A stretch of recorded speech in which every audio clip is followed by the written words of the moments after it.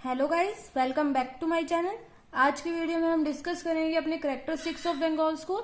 इससे पहले ही हम बंगाल स्कूल का ओरिजिन एंड डेवलपमेंट और contribution of Indian artist in national freedom अच्छे से पढ़ चुके हैं। तो आज हम इस टॉपिक को डिस्कस करेंगे। इसको भी हम उसी मेथड से डिस्कस करेंगे जिस मेथड से हमने अपने मुगल और राजस्थानी स्कूल के कैरेक्टरिस्टिक्स डिस्कस किए थे, उतने ही इजी वे से जिससे आपको ये आसानी से याद भी हो जाए। तो चलिए स्टार्ट करते हैं अपने टॉपिक से। सबसे पहले हमने ओरिजिन एंड डेवलपमेंट में अजंता के बारे में पढ़ा था, अजंता की गुफाओं के बारे में पढ़ा था। तो वही हमें लिखना है कि effect of Ajanta, the soul of Ajanta is clearly visible in the Bengal painting. Bengal painters have tried to introduce the grace of Ajanta in their paintings to the best of their ability. इसका मतलब क्या है, आपको सिर्फ पहले पॉइंट का नाम अच्छे से याद होनी चाहिए मेन, और उसके आगे आपको एक या दो लाइन अच्छे से एक्सप्लेन कर देनी है।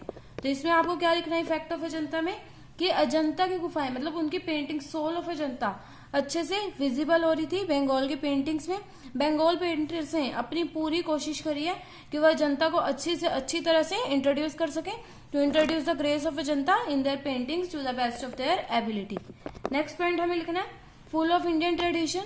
This school is full of Indian traditional style of painting. इस स्कूल में पूरी Indian traditional style of painting ही की जाती थी, which was actually the main aim of Bengal school painters. और जैसे कि हमें पता है कि मेन एम था बंगाल स्कूल पेंटर्स का यही था कि वो इंडिया ट्रेडिशन को शो करे। आगे देखते हैं रिलीजियस पेंटिंग्स यहाँ पे बहुत ज्यादा होती थी। Mahakal, Shiv Parvati and many other events have been painted in Bengal school.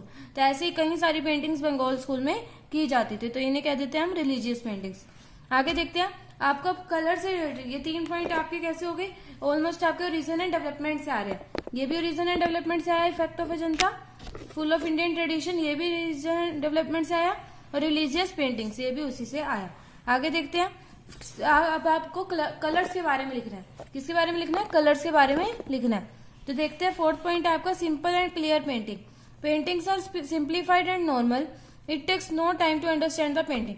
मतलब पेंटिंग इतनी सिंपल होती थी वहां की कि कोई टाइम नहीं लगता था सामने वाले को उस पेंटिंग को समझने के लिए, देखते ही पेंटिंग की थीम अच्छे से समझ आ जाती थी। तो ये हो गया हमारा एक point.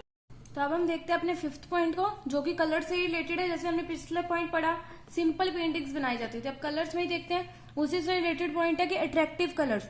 The colour of painting is very attractive, bright and gradually colours have not at all use. तो हमने फिर पहले वाला पॉइंट पढ़ा था ना, सिंपल पेंटिंग्स होती थी, तो यही हमें इसमें बताना है कि ब्राइट कलर्स ज्यादातर यूज नहीं किए जाते थे, लेकिन पेंटिंग्स कैसी होती थी, बहुत ज्यादा अट्रैक्टिव होती थी। 6th पॉइंट भी इसी से रिलेटेड है, light and shade. Light and shade has been shown which added softness to the painting. इसका मतलब लाइट और शेडिंग मतलब पेंटिंग में शो की जाती थी, जिसकी वजह से क्या सॉफ्टनेस आती थी पेंटिंग में, ज्यादा से ज्यादा अट्रैक्टिवनेस आती थी। मतलब पेंटिंग में ब्राइट कलर्स और उनका यूज नहीं होता था। तो एक तरह से इसी पॉइंट को अलग तरह से लिखा हुआ है। आगे देखते हैं। अब हमने जैसे मैंने आपको बताया था राजस्थानी स्कूल में भी और मुगल स्कूल में भी वही पॉइंट्स इसमें भी आप लिख सकते हो। बर्ड्स एंड एनिमल्स, ये पॉइंट तीनों स्कूल्स में सेम है कि बर्ड्स और एनिमल्स की पेंटिंग बनाई जाती थी। But the animals painted are really beautiful, लेकिन जो एनिमल्स पेंट किए जाते थे बहुत ज्यादा ब्यूटीफुल तरीके से पेंट किए जाते थे। जैसे कि आपकी पेंटिंग है last journey, the end of camel has been shown. इस पेंटिंग में दिखाया गया कैमल का एंड, वो बहुत ज्यादा ब्यूटीफुली शो किया गया। आगे देखते हैं हिस्टोरिकल पेंटिंग्स बनाई जाती थी। इसको ये वाला पॉइंट भी हमारा उन दोनों स्कूल्स में। So many historical paintings were painted, Buddha Sujata painted by Abanindranath Tagore was very famous. तो यही आपको एक एग्जाम्पल दे दिया हमने कि बुद्धा और सुजाता की पेंटिंग जो अबिंदरनाथ टैगोर ने बनाई है वो बहुत ज्यादा फेमस है। तो ये कौन सी पेंटिंग आ जाती है आपकी? हिस्टोरिकल पेंटिंग्स में आ जाती है। तो ये दोनों पॉइंट आपके राजस्थानी में भी इंक्लूड होते हैं, मुगल में भी इंक्लूड होते हैं, और इस बंगाल स्कूल में भी इंक्लूड होते हैं। अब हम आगे देखते हैं अपने 9th पॉइंट है हमारा landscape paintings have been beautifully done in this school. तो यही पॉइंट, ये वाला पॉइंट भी ऐसे ही आप सेम लिख सकते हो मुगल में भी और राजस्थानी में भी, कि लैंडस्केप पेंटिंग्स भी ब्यूटीफुली डन की जाती थी बंगाल स्कूल में। आगे देखते हैं। अब जैसा कि स्कूल मुगल और राजस्थानी के बाद आया तो इसके ऊपर इसका कुछ कुछ असर दिखता है। तो impact of Mughal and Rajasthani school, the impact of Mughal and Rajasthani school is also shown in this paintings. तो यहाँ तक हो जाते हैं हमारे 10 पॉइंट। इसके बाद अगर आप इन पॉइंट्स में से कोई भी एक आधा पॉइंट भूल जाते हैं तो एक पॉइंट एक्स्ट्रा याद करें, social life. There is an abundance of social and daily life paintings in the school. मतलब बहुत सारी पेंटिंग्स होती थी जो सोशल घरेलू लाइफ को हमारी शो करती थी, जैसे कि द लास्ट जर्नी, ये भी इसमें कैमल को शो किया गया। तो ऐसे ही बहुत सारी पेंटिंग्स होती थी बंगाल स्कूल की जो सोशल और डेली लाइफ को शो किया करती थी। तो यही होता है हमारा कैरेक्टरिस्टिक्स ऑफ बंगाल स्कूल खत्म।